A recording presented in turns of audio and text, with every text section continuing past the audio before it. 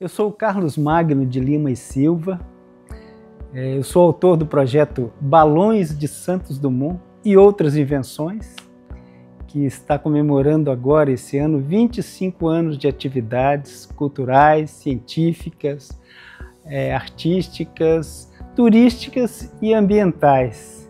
Eu tenho circulado pelo Brasil com vários equipamentos para mostrar a obra de Santos Dumont a partir do Balão Brasil. O Balão Brasil é o primeiro balão que ele fez na França, assim que ele chegou lá, que ele tomou o entusiasmo em voar de balões e a partir daí ele fez toda uma sequência de atividades aéreas até chegar no avião. Para mim é muito importante mostrar essa realidade, essa curiosidade científica e artística que envolve a criatividade de Alberto Santos Dumont, que vem de uma questão também de família, com o nascimento do pai dele em Diamantina, Henrique Dumont, é diamantinense, e ele veio a partir da história do diamante, que supriu a necessidade da empresa, de uma joalheria da parte da avó, de Alberto Santos Dumont, Eufrásia Honoré Dumont, que veio para o Brasil acompanhado do seu marido, François Dumont, para residir no distrito de Guinda, em Diamantina. E aí nasce Henrique Dumont, o pai de Santos Dumont, e na sequência ele se tornou engenheiro e começou a trabalhar com várias atividades voltadas para a mineração, para o transporte fluvial, para o transporte rodoviário e aqui em Santos Dumont com transporte ferroviário. A construção aqui do ramal ferroviário trouxe a família Santos Dumont para a região. A partir daí nasceu Alberto Santos Dumont, que se tornou aí o pai da aviação. É muito legal essa história a partir dessa atividade, juntamente com o pai. Após o nascimento dele aqui na região, ele seguiu com o pai para uma fazenda em Ribeirão Preto, onde foi instalado 5 milhões de pés de café e foi instalado várias atividades para possibilitar o beneficiamento do café. Então aí nasce a indústria, o link de que hoje o agro é pop, o agro é tech, vem exatamente da atividade de Henrique Dumont na fazenda, na cafeicultura, na fazenda Dumont, onde tinha cerca de 5 milhões de pés de café plantado e a necessidade de exportar essa produção com a construção de um ramal ferroviário de 100 quilômetros dentro da fazenda, e onde foi que Santos Dumont acostumou a lidar com a mecânica, acostumou a pilotar as locomotivas, a ajudar o pai no trabalho com o beneficiamento do café, e aí ele começou a acostumar com a atividade mecânica, o que despertou no pai dele a curiosidade também de estimular o filho a seguir este caminho. E aí o Santos Dumont, após a morte do pai, com recurso da família, ele foi para a França e começou a trabalhar com balões. E o primeiro balão de Santos Dumont foi o Balão Brasil. E a partir daí eu começo o meu trabalho.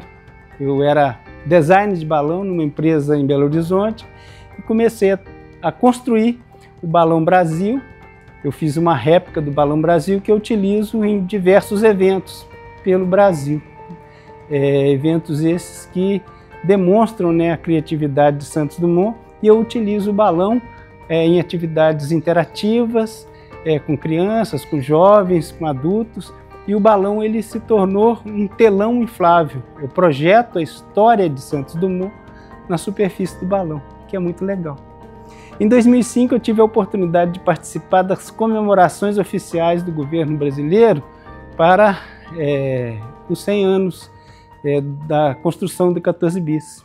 E fui para Brasília com o Balão Brasil e, aproveitando a oportunidade, eu construí também o Balão 14, que levou o nome do 14 bis ao ter o avião acoplado ao balão. O primeiro voo do avião foi acoplado ao balão 14, de uma sequência de 14 balões que o Santos Dumont fez, balões dirigíveis, incluindo aí o famoso balão número 6, o dirigível número 6, que ele conseguiu contornar a Torre Eiffel e ganhou um prêmio.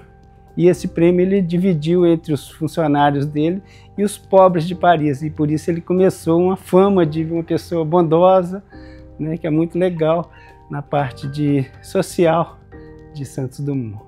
Com o balão 14 eu fiz algumas atividades mostrando, né, a situação aí da digeribilidade a partir do balão, tá? E logicamente aí a possibilidade também de fazer outras obras, né, como no caso o próprio 14 bis e o avião Demoiselle, que eu fiz recentemente ao executar uma exposição no aeroporto de Diamantina, comemorando os 150 anos de nascimento de Alberto Santos Dumont.